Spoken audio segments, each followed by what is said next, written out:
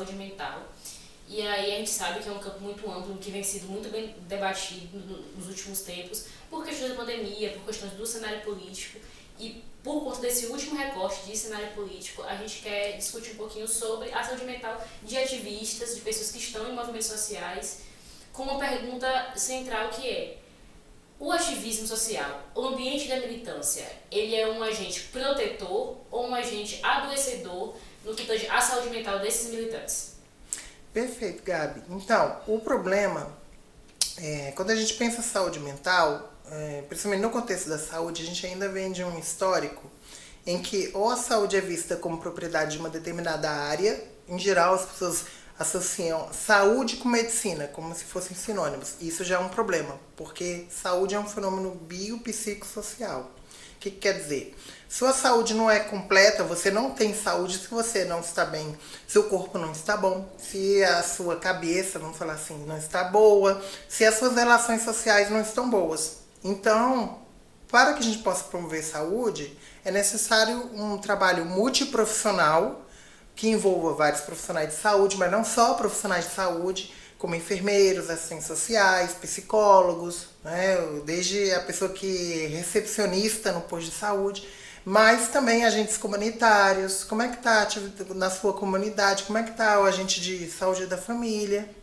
Em geral, tradicionalmente, as diferentes comunidades tiveram estratégias de cuidado em saúde mental. Eu participei há alguns anos de um livro com colegas africanos, chama O que é Saúde Mental. E dois colegas, em especial o de Moçambique, ele falou sobre uma experiência de uma comunidade numa ilha de Moçambique, e que é a experiência religiosa, e que ajudava nos cuidados em saúde mental, porque eles não tinham acesso a profissionais como psicólogos, médicos formados no modelo ocidental. Então é um exemplo de estratégia alternativa. Eu vou usar esse modelo para falar do movimento social aqui. No Brasil, e vamos focar especificamente no contexto do Brasil, a gente tem altos índices, por exemplo, de fatores como ansiedade. Esses são dados da OMS. Transtorno de estresse pós-traumático. Na pesquisa mesma que eu desenvolvi sobre as minorias sexuais de gênero em 6 países, o Brasil, ele, por exemplo, tem uma alta taxa de suicidabilidade quando a gente pega os homens trans. E, nesse contexto, se soma a falta de investimento de políticas públicas em saúde. Quanto mais em saúde mental, que é estereotipada. Sim, demais. Então, e num contexto machista, um contexto cada vez mais individualizante, que não considera as relações comunitárias. E os movimentos LGBT em geral, eles vêm de uma resistência a essa lógica familiar tradicional que só reconhece a família biológica como família. Então, constroem novas redes familiares frente à discriminação, frente à falta de apoio da comunidade. E esse contexto é que é um fator de risco. A dificuldade de formar laços dentro de uma comunidade que a gente constrói, chamada LGBT, como a gente chama hoje, de fortalecer estratégias de cuidado para além dos discursos que são colocados como cuidado. Porque é complexo, como você vê. Não é uma questão apenas de dar um conselho. Não é só porque você está em um movimento social que você está cuidado em termos de saúde mental. Então, o desafio é ter algum tipo de formação, apoio, cuidados em saúde mental. Porque senão, muitas pessoas buscam o movimento social para lidar com questões delas, sendo que a militância não é necessariamente um espaço terapêutico. Ou pelo menos não é psicoterapêutico. Então, muitas vezes as pessoas podem estar pluralizando questões delas para o coletivo.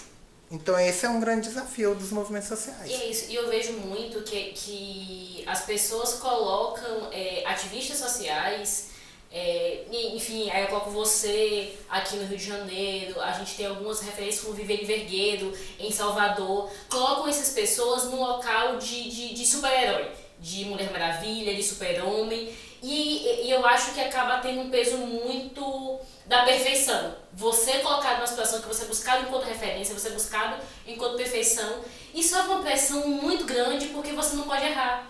Você não pode errar, você não pode falhar. E aí você... Ou você não pode agir diferente do que acham de que você deve agir. Não é uma questão de bom ou mal, do que as pessoas acham que você deve ser feito. Exatamente. E aí a gente já tem uma problemática na esquerda que é assim, a gente não consegue entender que a gente tem que se unir nesse momento. Apesar das nossas diferenças, a gente tem que estar um centro comum e nos unir. E aí a gente acaba acaba prejudicando essas redes de afeto, essas redes de cuidado que podem ser protetoras com essas divisões, com essa pressão em frente aos ativistas sociais. Sim. Tem uma questão que eu acho muito didática, a questão dos slogans, das frases de efeito. São importantes para fins didáticos, de mobilização. São compreensíveis, são como a gente movimenta as pessoas. Mas para além do slogan, como que a gente trabalha esse bem-estar, essa consciência, essa convivência, para que não seja também uma falsa convivência, como a gente aprende na música, uma paz que não, na verdade, é uma paz da morte. É uma paz que todo mundo tem que concordar.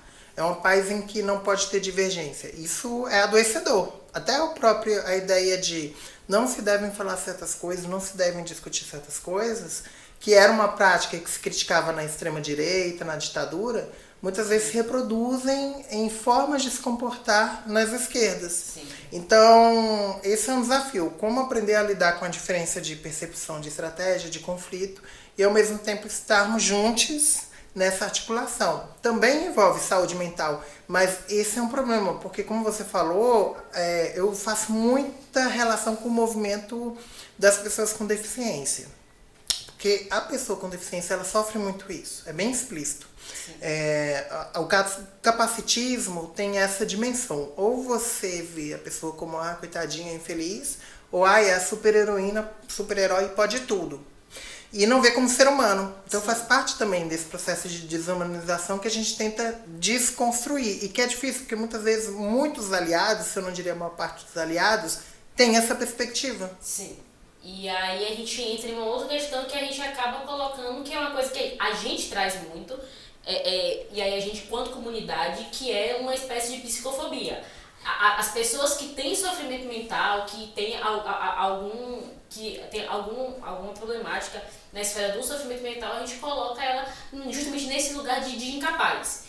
E aí, esse lugar estigmatizante, e aí a gente volta algumas casas no modelo psiquiátrico, a gente quer medicalizar essa pessoa, a gente não entende que, exatamente como você colocou, existem outras formas de cuidado. A gente tem aí hoje as práticas integrativas e complementares de saúde para reforçar, que podem muito bem ser praticadas justamente nesse âmbito do ativismo social.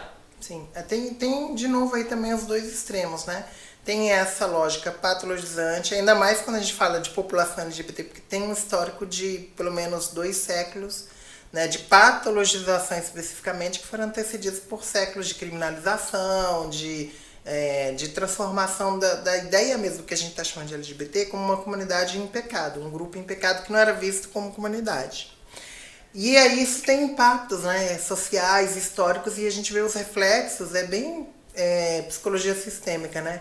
A gente vê esses impactos de gerações de LGBTs que foram criminalizados, punidos, levados ao sofrimento, à morte, dentro da cultura, e muitas vezes se reproduz no comportamento dos indivíduos hoje. Dá para ver um ciclo. Então, como é que a gente pode quebrar esse ciclo? É um desafio, porque muitas pessoas precisam de um acompanhamento profissional. Sim. Não existem, assim, não são todas as pessoas que estão em sofrimento psíquico que precisam de um acompanhamento profissional. No Brasil, um projeto que eu não consegui implantar ainda, por falta mesmo de tempo, seria ideal que a gente tivesse formação de primeiros socorros em saúde mental. E ajudaria muita gente, principalmente, por exemplo, militantes que estão em contato direto com a comunidade. Porque eu tenho muito contato nas redes, eu vejo as pessoas reclamando de coisas que não precisa de um psicólogo para ouvir aquilo especificamente. Um amigo bem formado, que saiba escutar, né, uma escuta qualificada, ele resolve aquilo, ele acompanha. Não precisa de um profissional de saúde. Ao mesmo tempo, a gente que faz formação em psicologia já aprende que as pessoas têm muitas defesas com relação à nossa formação, por várias razões históricas, né, econômicas, sociais. E então, a gente também tem profissionais, cada vez mais eu vejo qualificados para lidar com a população LGBT, mais do que, por exemplo, outras áreas da saúde. A psicologia avançou muito, não só no Brasil, mas no mundo. mas ao mesmo tempo é muito restrito ainda o acesso a uma profissão bastante... vem de um contexto de elitização. Sim. Então, acho que primeiro socorro em saúde mental seria muito bom, que as pessoas conhecessem a rede, porque eu vejo muito aqui, por exemplo, no contexto do Rio, os grupos não conhecem as redes. Não fazem muitas vezes articulação com a rede formal, a rede de governo de saúde mental. Então, quando já aconteceu mais de uma vez de me ligarem de noite ou de madrugada, porque a pessoa vai se matar dentro de um grupo ou tá ameaçando, sendo que a gente, por exemplo, tem uma emergência psiquiátrica, ou psicológica, uma emergência psicossocial, que a pessoa pode ir 24 horas por dia.